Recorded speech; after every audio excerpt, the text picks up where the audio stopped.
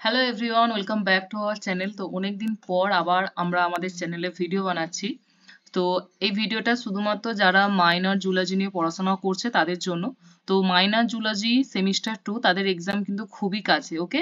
তো আজকে যখন আমি ভিডিওটা বানাচ্ছি তখন কিন্তু জুলজি অনার্সের এক্সাম শেষ হয়ে গেছে। ওকে, তো যারা জুলজি অনার্সে ছিল তারা সবাই খুব ভালো ফিডব্যাক দিয়েছে। সবাই প্রায় কমন কোয়েশ্চেন পেয়েছে। বায়োকেমিস্ট্রি পেপার সবারই খুব ভালো গেছে জুলজি অনার্সে। তো আমার মনে হয় যারা তোমরা মাইনর জুলজি আছো এবং তোমাদের বায়োকেমিস্ট্রি তোমাদেরও আছে, তো তোমাদেরও বায়োকেমিস্ট্রি পেপার খুব ভালো যাবে, সুতরাং চিন্তা করার কিছু নেই। তো আজকে আমি প্রত্যেকটা ইউনিট থেকে তোমরা যারা মাইনর জুলজি নিয়ে পড়াশোনা করছো তাদের জন্য কিছু কোয়েশ্চেন সাজেশন হিসেবে রেখেছি। এটা অনেক আগে তৈরি করেছিলাম, মানে হচ্ছে সাজেশনটা, কিন্তু সেটা নিয়ে কোনো রকম ভিডিও আমি ইউটিউবে আপলোড করিনি। আমাদের যে হোয়াটসঅ্যাপ গ্রুপ আছে স্টুডেন্টদের জন্য, জুলজি মেজর আর মাইনরদের জন্য, সেই হোয়াটসঅ্যাপ গ্রুপে আমি দিয়ে দিয়েছিলাম পিডিএফটা সাজেশনের। তো আজকে মনে হলো যে অনেকেই হয়তো ইউটিউবে একটু সার্চ করবে, পরীক্ষা যেহেতু খুব কাছে, তাই আজকে আমি আবার এই মানে সাজেশনটা নিয়ে একটা ভিডিও বানাচ্ছি। তো সবার প্রথমে আমাদের যে ইউনিটটা আছে, ঠিক আছে, সবার প্রথম যে ইউনিট আমাদের কার্বোহাইড্রেট আছে, আমাদের কার্বোহাইড্রেট সম্বন্ধে জানতে হবে। তো সেখান থেকে কিছু কোয়েশ্চেন দিয়েছি, তোমরা দেখতে পাচ্ছ। প্রথম কোয়েশ্চেন দেখো আছে, প্রথম কোয়েশ্চেন আছে যে রিডিউসিং সুগার আর নন রিডিউসিং সুগারের মধ্যে রিডিউসিং সুগার আর নন রিডিউসিং সুগার কি সেটা কিন্তু আমাদের দিয়েছে, ঠিক আছে। আচ্ছা, এরপরে এখানে যেটা করতে হবে আরো একটা জিনিস, সেটা হচ্ছে যে আজকে যেমন অনার্স পেপারে এসেছিল যে রিডিউসিং সুগার আর নন রিডিউসিং সুগারের এক্সাম্পল দাও, ঠিক আছে। তো সেটাও তোমাদের জেনে রাখতে হবে যে রিডিউসিং সুগার কোনগুলো আর নন রিডিউসিং সুগার ঠিক কোনগুলো, ঠিক আছে। আচ্ছা, এরপরে দেখো 2 নম্বর কোয়েশ্চেন যেটা আছে রিডিউসিং আর নন রিডিউসিং সুগারের মধ্যে পার্থক্য বলেছে, ঠিক আছে। 2 নম্বর কোয়েশ্চেন রয়েছে, এদের দুজনের মধ্যে পার্থক্য লিখো। পার্থক্যটা না করলেও চলবে, তবে দেখে রাখতে পারো। এরপর হচ্ছে কার্বোহাইড্রেটের শ্রেণীবিভাগ। কার্বোহাইড্রেটের শ্রেণীবিভাগের মধ্যে ওই এক্সাম্পল গুলো তোমাকে খুব ভালো করে মনে রাখতে হবে। ডাইস্যাকারাইডের এক্সাম্পল, ট্রাইস্যাকারাইডের এক্সাম্পল গুলো তোমাকে মনে রাখতে হবে। তারপরে 4 নম্বরে দেখা আছে অপটিক্যাল আইসোমেরিজম বলতে কি বোঝো, উদাহরণ দাও। এটা কিন্তু অনার্স পেপারে কোয়েশ্চেনটা এসেছিল। এরপর যেটা আছে দেখো মিউটার রোটেশন স্টিরিও আইসোমেরিজম বলতে কি বোঝো। এগুলো জাস্ট ছোট ছোট 2 মার্কসের করবে, ঠিক আছে, বেশি বড় করতে হবে না। মানে অপটিক্যাল আইসোমেরিজম আর মিউটার রোটেশন স্টিরিও আইসোমেরিজম এইগুলো সব 2 মার্কস করে করবে। এরপর যেটা আছে এপিমার্স অ্যানোমার্স এক্সাম্পল, এগুলো 2 মার্কস করে করবে, আর একটা করে এক্সাম্পলের যে স্ট্রাকচার দিতে হবে, ঠিক আছে।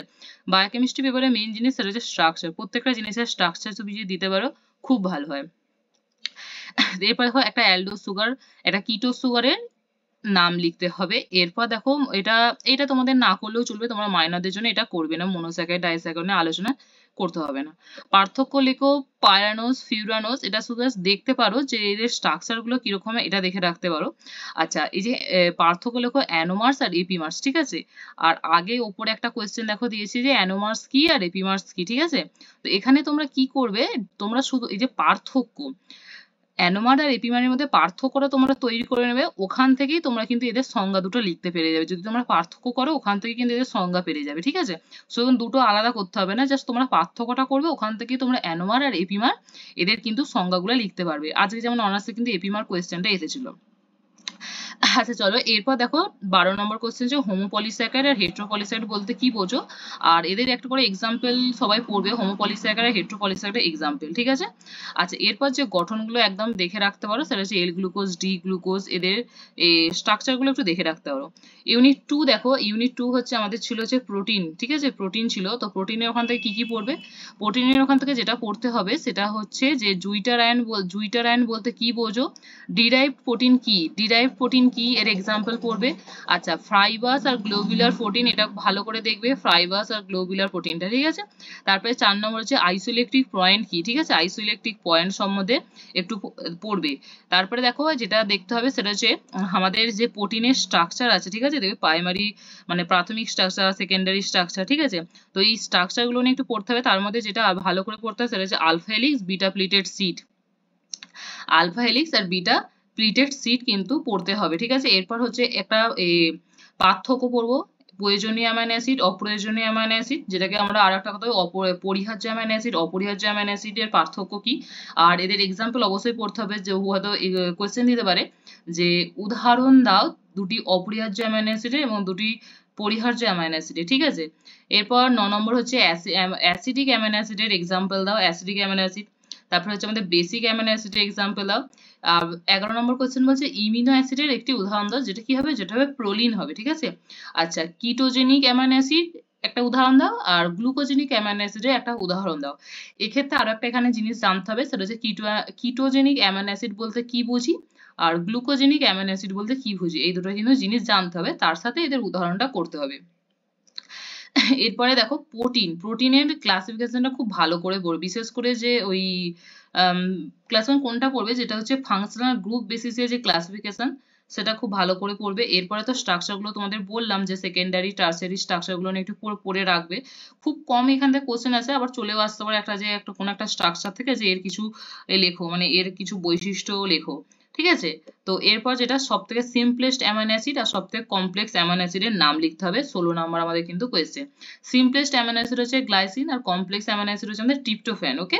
তারপরে ফার্স্ট ক্লাস প্রোটিন, এটা না ফার্স্ট ক্লাস প্রোটিন কিছু পড়তে হবে না। আলফা হেলিক্স আর বিটা প্লিটেড সিড, এদের কিন্তু ছবি করবে, ঠিক আছে। আলফা হেলিক্স আর বিটা প্লিটেড সিড, এদের আমরা ডিফারেন্সও করতে বলেছিলাম আগের পেজটায়, আর এদের ছবিগুলো খুব ভালো করে দেবে।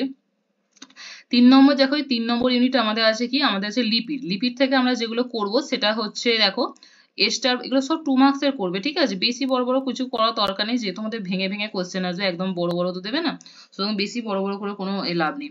এস্টার বন্ড কি, ফসফোলিপিড কি, 3 নম্বর স্যাপোনিফিকেশন নাম্বার কি, এর সাথে করতে হবে যে স্যাপোনিফিকেশন নাম্বারের একটা সিগনিফিকেন্স করতে হবে, ঠিক আছে। 4 নম্বর হচ্ছে আয়োডিন নাম্বার কি, আয়োডিন নাম্বার কি। 5 নম্বর বলছে সিম্পল লিপিড বলতে কি বোঝো, উদাহরণ দাও। কনজুগেট লিপিড বলতে কি বোঝো, ডিরাইভড লিপিড বলতে কি বোঝো, এই তিনটে এদের উদাহরণ দাও, ঠিক আছে। এগুলো হচ্ছে লিপিডের ক্লাসিফিকেশন থেকে এসেছে, ঠিক আছে। এরপর হচ্ছে স্যাচুরেটেড ফ্যাট, আনস্যাচুরেটেড ফ্যাট, এদের মধ্যে পার্থক্য, যেটা এখানে লিখে দিয়েছি, saturated fatty acid versus unsaturated fatty অ্যাসিডের মধ্যে পার্থক্য। তারপরে হচ্ছে আমাদের একইভাবে মিউফা কি, মিউফা আর পিউফা, তোমরা তো জানো মিউফা আর পিউফা, এদের এই দুটো পড়ে নেবে ডেফিনেশন গুলো, সংজ্ঞাগুলো। তারপরে দেখো পার্থক্য আছে এখানেও, যে অপরিহার্য ফ্যাটি অ্যাসিড আর পরিহার্য ফ্যাটি অ্যাসিড। এটা খুব একটা ইম্পর্টেন্ট নয়, তবে দেখে যদি চাও দেখে যেতে পারো। এর থেকেও ইম্পর্টেন্ট হচ্ছে আমাদের অ্যামাইনো অ্যাসিডেরটা, যেটা অপরিহার্য অ্যামাইনো অ্যাসিড আর পরিহার্য অ্যামাইনো অ্যাসিড, ঠিক আছে, সেটা ইম্পর্টেন্ট। এই ফ্যাটি অ্যাসিড অতটা ইম্পর্টেন্ট নয়। এরপর এইগুলো জাস্ট এটা স্ট্রাকচারটা দেখে যাবে, যে ম্যাগ, ড্যাগ আর ট্যাগ এটা কি, এগুলো স্ট্রাকচারটা দেখে যেতে পারো, ঠিক আছে। যে ম্যাগ মানে হচ্ছে মোনোঅ্যাসাইল গ্লিসারল, ড্যাগ ডাইঅ্যাসাইল গ্লিসারল, ট্যাগ হচ্ছে ট্রাইঅ্যাসাইল গ্লিসারল। এরপরে মাঝে দেখো আছে পার্থক্য মিউফা আর পিউফা, এর মধ্যে পার্থক্যটা একটু দেখবে। পার্থক্য অ্যাকচুয়াল না এলো এখান থেকে ছোট করে কোয়েশ্চেন দিতে হয় যে মিউফা কি, পিউফা কি। 4 নম্বর কোয়েশ্চেন, যেটা হচ্ছে আমাদের একদম সব থেকে বড় একটা চ্যাপ্টার, ঠিক আছে। যে অনার্স পেপার যারা আছে, অনার্সদের হচ্ছে আমাদের এখান থেকে সরি ভুল বললাম, হ্যাঁ অনার্স যারা আছে তাদের কিন্তু এখানে থেকে মাইকেলিস মেন্টেন ইকুয়েশন চলে এসেছে আজকে। তো তোমরা ওই মাইকেলিস মেন্টেন ইকুয়েশন আর লাইন ওভার বার্ক প্লট যেটা আছে, সেই এই দুটো কোয়েশ্চেন একদম করবি, মাইকেলিস মেন্টেন ইকুয়েশন আর লাইন ওভার বার্ক প্লট, মানে এই দুটো টপিক থেকে যে যে কোয়েশ্চেন গুলো হয় মোটামুটি সবগুলো করবে। যেমন মাইকেলিস মেন্টেন ইকুয়েশন প্রতিষ্ঠা করো, যদি KM greater than substrate concentration হয় তো কি হবে, মাইকেলিস মেন্টেনের গ্রাফটা করবে, ডেভিয়েশনটা করবে, ঠিক আছে। লাইন ওভার বার্ক প্লটেরও একই জিনিস, ডেভিয়েশনটা করবে, গ্রাফটা করবে, ওকে। আচ্ছা, এইখানে আরো কিছু যে করতে হবে সেটা হচ্ছে এই 2 মার্কস এর কোয়েশ্চেন গুলো কিন্তু করতে হবে। হলো এনজাইম, আইসো এনজাইম, কো এনজাইম, অ্যাপো এনজাইম কি, এই 2 মার্কস এর যে কোয়েশ্চেন গুলো আছে না, যে রাইবো এনজাইম, অ্যান্টি এনজাইম, ঠিক আছে, এখানে সবগুলো লেখা নেই, এখানে সাজেশনে কিছুটা লেখা আছে, কিন্তু এখানে যে 2 মার্কস এর কোয়েশ্চেন গুলো আছে, হলো এনজাইম, আইসো enzyme, anti enzyme, ribo enzyme, এইগুলো কিন্তু করতে হবে। এখান থেকে যে কোনো দুটো আসবেই, যে কোনো দুটো, নয় হলো এনজাইম, আইসো এনজাইম, নাহলে কো এনজাইম, যে কোনো দুটো আসবেই কিন্তু, ঠিক আছে। তো আমি মাঝে মাঝে একটা দুটো কোশ্চেন পড়ছি না, ওগুলো তোমরা পিডিএফটা, আমাদের যে হোয়াটসঅ্যাপ গ্রুপ আছে ওই হোয়াটসঅ্যাপ গ্রুপে জয়েন হয়ে পিডিএফটা ডাউনলোড করে নিও, এবং সেখান থেকে তোমরা মানে সব কোশ্চেন গুলো করে নিতে পারবে, ওকে। আচ্ছা, কিউ10 ভ্যালু খুব একটা ইম্পর্টেন্ট নয়, তবে দেখে রাখতে পারো। রেট লিমিটিং এনজাইমটা দেখবে, যেমন হচ্ছে পিএফকে, ফসফোফ্রুক্টোকাইনেজ, গ্লাইকোলাইসিস আছে ফসফোফ্রুক্টোকাইনেজ। তো ফসফোফ্রুক্টোকাইনেজ এটা রেট লিমিটিং এনজাইম, ঠিক আছে। তো ওই গ্লাইকোলাইসিসে ফসফোফ্রুক্টোকাইনেজের ভূমিকা এটা দিতে পারে। তারপর বললাম তো যে লাইন বা বার্ক প্লটের কোশ্চেন গুলো সব করবে। আচ্ছা, এখানে ইনহিবিশন টপিক খুব ভালো করে পড়ে, ইনহিবিশন থেকে কিন্তু একটা কোশ্চেন আসবে ইনহিবিশন থেকে, ঠিক আছে। তো allosteric inhibition, competitive, uncompetitive, non competitive, ইনহিবিশনের মধ্যে থেকে একটা কোশ্চেন আসবে। এখানে শর্ট কোয়েশ্চেন কোফ্যাক্টর কি আছে, কোফ্যাক্টর এক্সাম্পল করবে। এখানে দুটো মডেল আমরা কথা জানি এনজাইমে, একটা লক অ্যান্ড কি মডেল, একটা হচ্ছে ইনডিউস ফিড মডেল। ঠিক আছে, তোমরা ওই দুটো মডেল করবে, যে কোনো একটা আসবে, নয় লক অ্যান্ড কি মডেল নাহলে ইনডিউস ফিড মডেল, যে কোনো একটা আসবে। এটাও খুব যে উৎসেচকের উপর তাপমাত্রা আর পিএইচ এই দুটোর প্রভাব আলোচনা করো। ঠিক আছে, আচ্ছা ফিডব্যাক ইনহিবিশন খুব একটা প্রয়োজন নেই। আর উৎসেচকের শ্রেণীবিভাগ গুলো পড়ে যেতে পারো, যে 6 রকম যে উৎসেচক আছে তো তাদের শ্রেণীবিভাগ পড়ে যেতে পারো।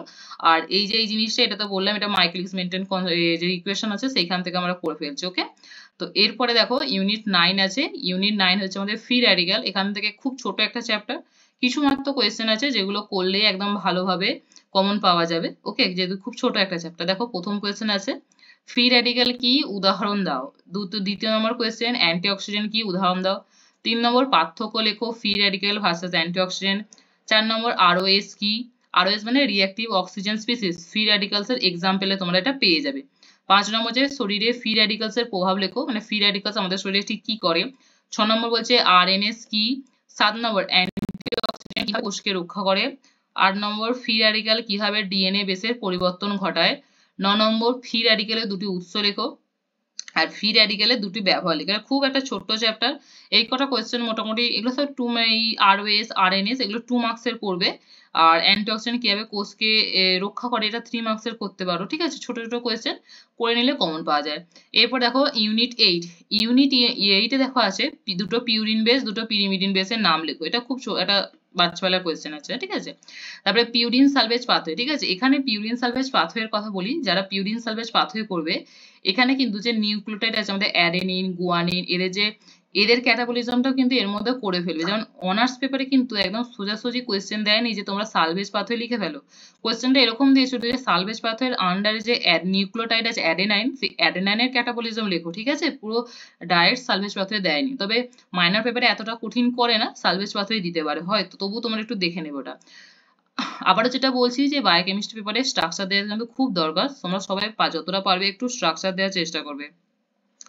আচ্ছা purine degradation nucleotide purine degradation আর পিউরিন নিউক্লিওটাইডের ডিগ্রেডেশন পদ্ধতিটি বর্ণনা করো। আর ঠিক আছে, এরপর দেখো ইউনিট 7। ইউনিট 7 এ আমাদের তিনটেই আছে, এক হচ্ছে beta oxidation palmitic acid, beta oxidation linoleic acid, আর ফ্যাটি অ্যাসিড বায়োসিনথেসিস। ঠিক আছে, তো তোমরা এখানে খুব ভালো করে যেটা করবে সেটা হচ্ছে লিনোলেইক অ্যাসিড একটু বেশি গুরুত্ব দেবে, লিনোলেইক অ্যাসিডকে, তারপরে হচ্ছে পালমিটিক অ্যাসিডকে গুরুত্ব দেবে। ফ্যাটি অ্যাসিড বায়োসিনথেসিস না করলেও চলে যেতে পারে বলছি, তো লিনোলিক অ্যাসিডকে দেবে, তারপরে পালমিটিক অ্যাসিডকে দেবে। ঠিক আছে, একটা 2 মার্কস এটা করতে হচ্ছে কার্নেটাইন শাটেল কি। 6 নম্বর ইউনিট চলো, 6 নম্বর ইউনিটে দেখো প্রোটিনের ট্রান্স অ্যামাইনেশন ডিঅ্যামিনেশন এই দুটো টপিক খুব ভালো করে করবে। ঠিক আছে, যারা চাইছো ইউনিট 6 এ কি পড়বে, ইউনিট 6 থেকে যেটা করতে হবে ট্রান্স অ্যামাইনেশন আর হচ্ছে তোমার ডিঅ্যামিনেশন, এদের ডেফিনেশন করবে, মানে সংজ্ঞা করবে, আর একটা করে উদাহরণ করে রেখে দাও। এখন এই দুটো কোনো না কোনো একটা আসবেই। ঠিক আছে, ট্রান্স অ্যামিনেশন আমার দুটো ভাগ আছে, অক্সিডেটিভ নন অক্সিডেটিভ, এদেরও একটা করে এক্সাম্পল করে রাখতে পারো। তো আমি ইউনিট 6 এর কোয়েশ্চেন গুলো বলে দিই। দেখো পার্থক্য লেখো অক্সিডেটিভ আর নন অক্সিডেটিভ আর নন অক্সিডেটিভ ডিঅ্যামিনেশনের মধ্যে। ঠিক আছে, এরপরে দেখো আমাদের 2 নম্বরে আছে হচ্ছে তোমার glucogenic amino acid. Glucogenic amino acid কি, উদাহরণ দাও। আচ্ছা 3 নম্বর আছে দেখো কিটোজেনিক অ্যামাইনো অ্যাসিড, উদাহরণ দাও। 4 নম্বর কি, পার্থক্য লেখো ট্রান্স অ্যামিনেশন ডিঅ্যামিনেশনের মধ্যে পার্থক্য লেখো। আচ্ছা 5 নম্বর হচ্ছে ট্রান্স অ্যামিনেশন কি, উদাহরণ দাও। আচ্ছা 7 নম্বরে হচ্ছে ট্রান্স ডিঅ্যামিনেশন কি। ঠিক আছে, তিনটে টোটাল মেকানিজম আছে, ট্রান্স অ্যামিনেশন ডিঅ্যামিনেশন ট্রান্স ডিঅ্যামিনেশন। আর এখানে হচ্ছে উৎসেচকের নাম লেখো যারা ট্রান্স অ্যামিনেশন আর ডিঅ্যামিনেশনের সাথে হচ্ছে আমাদের যুক্ত। ঠিক আছে, আচ্ছা চলো আমাদের হচ্ছে ইউনিট 5 আছে হচ্ছে গ্লাইকোজেনেসিস পাথওয়ে বর্ণনা করো আর গুরুত্ব লেখো। আচ্ছা তারপরে হচ্ছে গ্লাইকোলাইসিস পদ্ধতিটি লেখো। ঠিক আছে, এখানের মধ্যে এই যে আমাদের ইউনিট 5 যেটা সব থেকে বড় চ্যাপ্টার, সব মেটাবলিজম গুলো একদম দেয়া আছে এখানের মধ্যে। তো এখানের মধ্যে যেগুলো করার একদম আমি বলে দিচ্ছি সেটা হচ্ছে গ্লাইকোজেনোলাইসিস আর গ্লাইকোজেনেসিস, এর মধ্যে যে কোনো একটা তোমরা করতে পারো, কারণ গ্লাইকোজেনোলাইসিসটা অনার্স পেপারে এসেছে, তোমরা যে কোনো একটা করবে, গ্লাইকোজেনোলাইসিস নয় গ্লাইকোজেনেসিস, দুটোই কিন্তু পড়বে, কারণ এই দুটো টপিক থেকে কোশ্চেন আসবে, গ্লাইকোজেনেসিস আর গ্লাইকোজেনোলাইসিস থেকে কোশ্চেন আসবে, নয় বলবে এদের গুরুত্ব লেখো নাহলে পদ্ধতিটা বর্ণনা করো, যা হোক একটা আসবে। আর এদিকে তিনটা আছে গ্লাইকোলাইসিস ক্রেবস সাইকেল আর হচ্ছে পেন্টোজ ফসফেট পাথওয়ে, এই তিনটের মধ্যে যে কোনো একটা আসবে। ঠিক আছে, টোটাল 5টার মধ্যে যে কোনো করে রাখবে, যেগুলো তোমার এখন হয়ে গেছে ওইগুলোই করো। হেক্সোজ মনোফসফেট পাথওয়ে এর সিগনিফিকেন্সটা করে রাখবে।